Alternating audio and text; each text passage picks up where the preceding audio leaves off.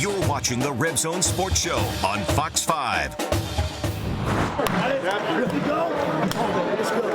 Right now in the Red Zone, UNLV lines up at Central Michigan.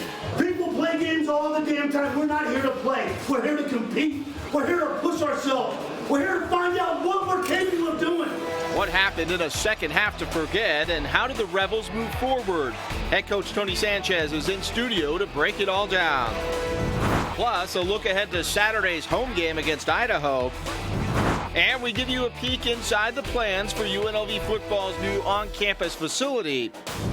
The Red Zone is lighting people up and reaching for the goal line right now. This is the Fox 5 Red Zone Sports Show, presented by RC Willey. Your home, your way. Welcome inside the Red Zone. Kevin Bolinger alongside UNLV head football coach Tony Sanchez.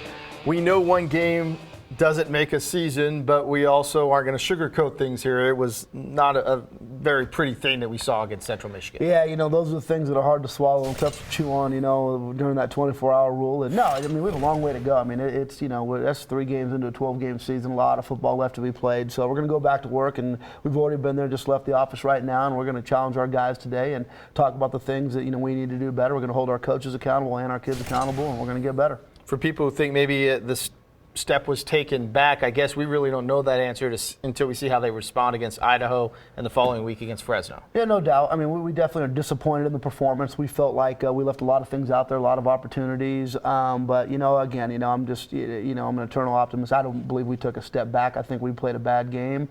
I think there was a lot of youthful things that happened out there that we need to address because that's who we are. We're a young football team, and it really showed. So we got to improve and we got to get better, but we're going to be fine. Well, let's begin our closer look at the first half where the Rebels had some early momentum. Seize the opportunity. Don't be afraid to be great.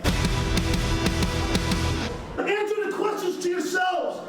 Can we do this? Can we do this? You do it with attitude. You do it with effort. You do it by being willing to be uncomfortable. Assert your dominance tonight. Arkansas on me, Arkansas 3, 1, 2, 3, Arkansas! Enjoy the opportunity to compete today. You're a talented friggin' lot, and you busted your damn ass. Let's put it together, man.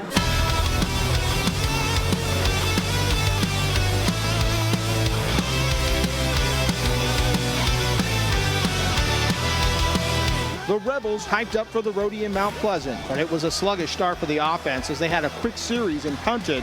But Evan Pantels pinned Central Michigan deep with the good bounce down to the 3. The defense forced a 3 and out. On the punt, the Rebels burst through the line. Aaron Borg with the block.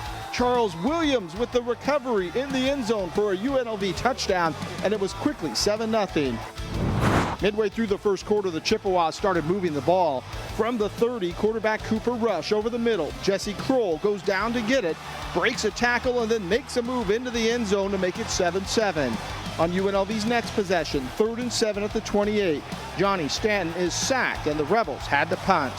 Rush took the Chippewas back down the field, and he hit Mark Chapman for a 13-yard score to give Central Michigan a 14-7 lead with 1:35 left in the first. On the first play of the second quarter, Stanton's pass goes through Mekhi Stevenson's hands, and it's picked off by Sean Bunting. But the Rebel defense held, and Brian Eby's 40-yard field goal is wide right. 2 plays later, Lexington Thomas bursts through the hole, and he has all kinds of daylight. He pulls away from the defenders, and he races 85 yards for the touchdown. That would tie things up at 14.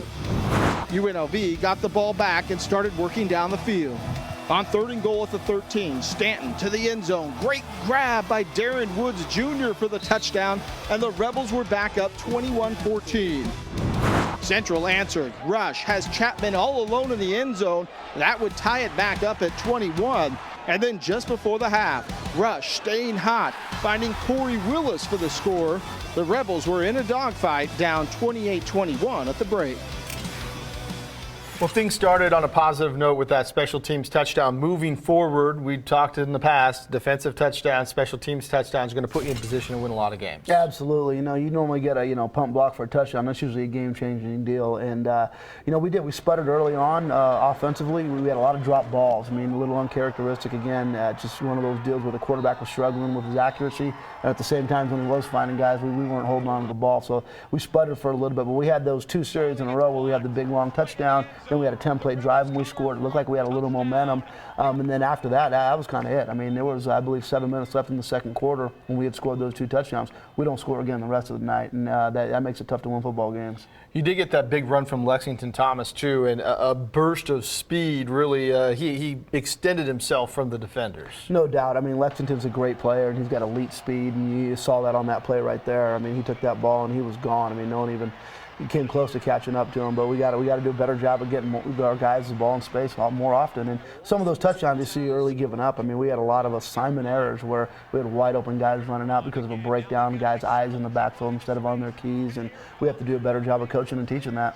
Yeah, in terms of the defensive breakdowns there in the backfield, is that all on the DBs, or is other parts of that defensive unit that also have to take some of that as well? Well, no, I mean, on some of those plays, it literally is in the secondary. I mean, there's a couple of snaps there where you have a play action pass, or you have a missed assignment when we went to a 0 check against an empty set, and then we missed the call when it didn't line up right, and those things lead to touchdowns. I mean, our whole deal is you got to contest everything. You have to challenge everything, and if we're doing a good job of getting lined up right and we're challenging things and they make plays, so be it. We just got to make more plays than them. But when we're giving away freebies, we're giving away easy things. You saw a lot of wide open guys running down the field because of a breakdown in assignment, because a lack of physicality on the ball, giving guys free releases, and those things lead to big plays like that, and it's unacceptable.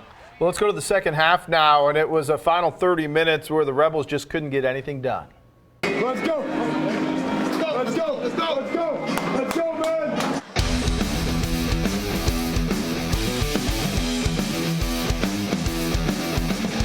The Rebels came into the second half down 7, but the defense forced a quick 3 and out, allowing the offense to try and get the equalizer.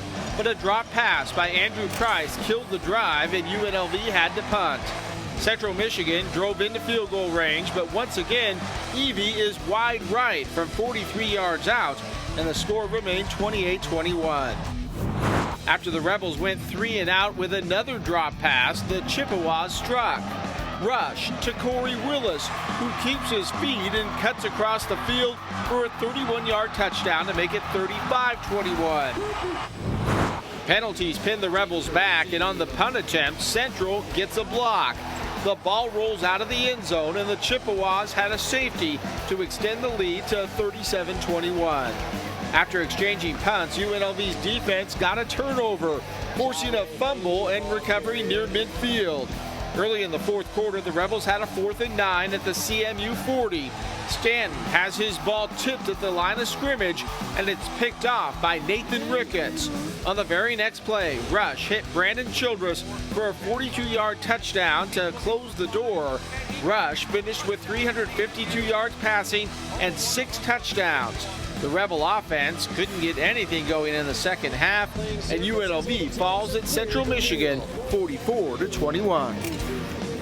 So we touched briefly on the drop passes from the first half. That seemed to carry over a little bit into the second half. Not all on the receivers. Some weren't really great throws that were put in position, but a lot of those should have been caught no matter where they are with good hands. There's no doubt about it. I mean, that's your job as receivers is to make plays, and we gave those guys some opportunities to make some plays, and they just struggled the entire game. I mean, the lack of focus, it was again, it's unacceptable. We got to go back and have a good conversation with them about it. We got to talk about it and go back to work. But I mean, you have to bring in a great focus to be competitive. And right there you saw a lot of immaturity and a lot of lack of focus.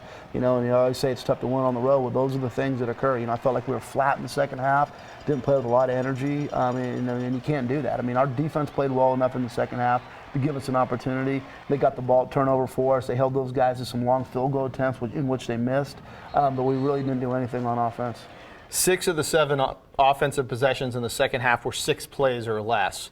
that's a killer because your defense seems like they're on the field a lot to get a breather, and you're not going to be able to win the field position battle either. Yeah, no doubt about it. Again, and you got to be, firing on all sides of the ball, and then the special teams miscue. That can't happen. I mean, we have a pump block for a touchdown, but then we give one up for a safety, and they get the ball right back after that. That's just an assignment error. I mean, we got a guy who knows what he needs to do and completely misses. So again, we got to go back and you're going to have, there are some games where you come in and you try to remotivate them. All right, let's go, guys, and we're better than this. And that conversation can be a little different tonight when we come on in. I mean, it's going to be really holding people to the coals. Myself included, our coaches. They got to do a better job. Our players have got to do a better job. And like I've said from the beginning, we're not going to be a group that makes excuses. I mean, we've got some kids, and I know they're young. And I mean, I think at one point during the game last night, you had 7 true and redshirt freshmen playing. Well, it is what it is. That's who we are. So we got to figure out how to win with these guys. Well, let's put that one away and start looking ahead to next week. First, we're going to have post-game reaction from the players after the break, and then we do start our look at Saturday's home matchup with Idaho. What's it going to take to handle the Vandals? Find out as the Red Zone rolls on. You're watching the Fox 5 Red Zone Sports Show, presented by RC Willie. Your home, your way. It's extremely disappointing from a defensive standpoint. I think we really need to get back and communicate more with each other and just have everyone on the same page. I think a lot of times we weren't on the same page, and that really screwed us up in the secondary. There's a point in every season where a switch kind of flips. Hopefully this is the game that does it. Obviously you want it to happen before the season, but this game hopefully will take as a wake-up call.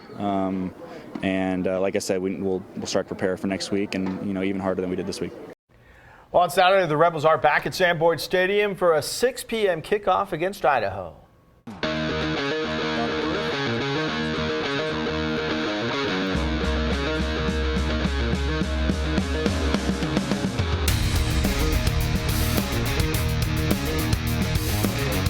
The Idaho Vandals come into Sam Boyd Stadium fresh off of losses to Pac-12 schools Washington and Washington State. It's a time of transition in the program, with Idaho moving down to the FCS level after next season, which has had an impact on recruiting. But the upperclassmen have remained to finish things out under fourth-year head coach Paul Petrino.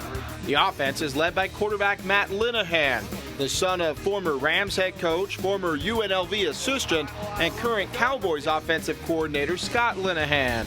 He's a third-year starter but has struggled a bit out of the gate, and 2 other quarterbacks have rotated in at times. The Vandals do have 4 returning starters on the offensive line that provide protection and open holes for running back Aaron Duckworth. The Idaho defense has struggled against the bigger and more high-powered offenses of the Huskies and Cougs, giving up a lot of yards and a lot of points. It's a team that's been beaten down, but one that looks to get things back on track in Las Vegas before the Sun Belt Conference season begins. So I would assume going into this game, the focus is on what you guys have to do to get things back on track after that trip to Mount Pleasant, rather than maybe focusing as much on what Idaho is going to do. Yeah, no doubt about it. We just got to shore things up in the secondary, make sure we're doing a great job, like Ryan said, of communicating, get those things settled and, and taken care of. So we're just, again, alignment, assignment, technique, those things are a must on the defensive side of the ball, and offense. In offense, we got to go out and we got to do a good job being able to run the ball early, give Johnny some opportunities on play action pass and, in short yardage, not short yardage, but quick game type stuff. And, we need to pass and catch a little more fluidly. I mean, if we go out there right away, we got to complete the simple things and let our guys get the ball in space and be able to run. So, again, it's focusing on ourselves and the things that we can control. And if we do that, we feel like we got a great opportunity. They're going to come in fired up, though. They're struggling a little bit right now, kind of like we are after these last 2 weeks. So I'm sure that this is something they're circling as an opportunity, just like we are. So we got to be laser focused in on this thing and play well in all 3 phases. And I assume when you have a team coming in that's had 2 blowout losses in the previous 2 weeks to Pac-12 teams, the one thing you don't want to do is keep them in the game early. Try and extend and get a 3 touchdown lead early, and make sure you take anything away from there right away. Yeah, you just want to put, offensively, you want to put quality drives together. You want to, take what they give you, do the simple things extremely well. Again, be able to establish that run game, and then defensively, don't give up any big plays. Everything they do, you have to make them earn. You can't give away freebies. So I think if we shore those things up, make sure we shore up our, pump protection, and do a better job of some of our decision making in the return game, that, again, we'll have a great opportunity opportunity to go out there and get a win. Well, time for another short break. It was a big week for UNLV football as a major donation was announced and plans for a facility took a huge step forward. Up next, we talk about the Fertitta football complex and how it's a game changer for UNLV and Las Vegas. That's in 2 minutes as the Red Zone rolls on. You're watching the Fox 5 Red Zone Sports Show, presented by R.C. Willey. Your home, your way. Earlier this week, UNLV announced that Frank and Lorenzo Fertitta had gifted $10 million to the football program that will include naming rights for the planned complex on the practice facility. The Fertitta football complex is 73,000 square foot, state-of-the-art facility that will act as the hub for UNLV football. Offices, weight rooms, dining lounge, meeting rooms, even a barber shop, you name it, this facility is going to have it. With a price tag of $24 to $26 million, roughly $16 million has been raised so far. Not only will it put UNLV's facilities atop the Mountain West, but it's a game changer in the school's quest to elevate to a Power 5 conference. We had a couple of missing ingredients, and it was around football, and it was a practice facility, and then having a world-class stadium to play in. And this gift today from the Fertittas helps us to finish the fundraising on one of those core building blocks that we were told we need to make the jump to the next level. So this is a big deal, and we've got a lot of video here of the fly-through of this. So take us through a little bit about what you wanted to put into this facility. Well, again, I wanted the facility to represent, where we want this program to go with, and also represent the great city of Las Vegas. I mean, there's a lot of thematic things when you go through that you really see Vegas embedded in it, but you also see that rebel pride. And, let's face it, we're trying to completely overhaul a program that's been broken for a number of years, quarter century. And there's a lot of work to be done. So obviously we're scrapping to do well on the field, but one of the biggest parts of my job is I've been out there fundraising. I feel like I got a paper out right now and I'm going to collect, I mean, it's been a lot of hard work, but so many people in the community have stepped up. The Fertitta family, unbelievable gift that they've done, to help this program move forward. But then the other $6 million that we've raised, that's a lot of money, So when you consider where we were just a year or two ago and where we are now with the support we have, and we got to generate some more support.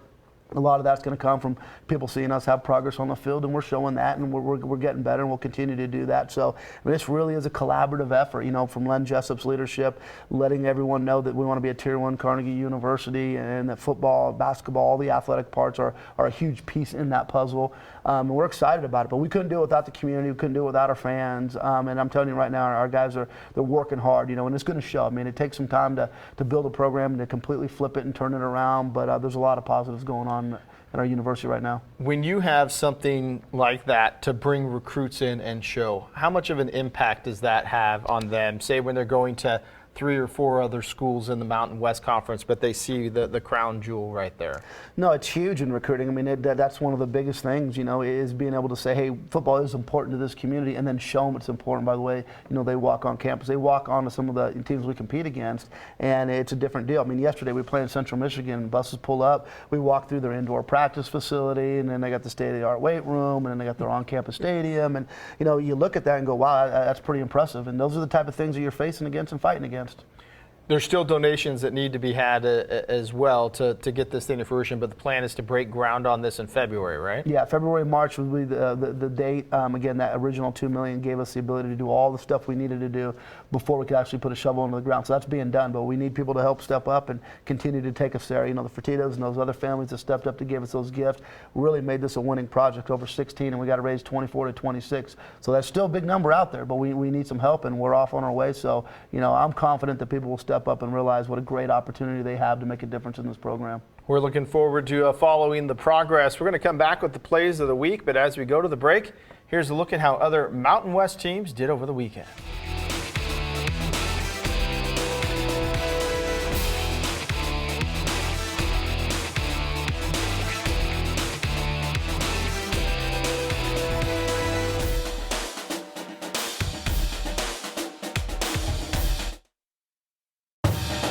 You're watching the Fox 5 Red Zone Sports Show, presented by R.C. Willey.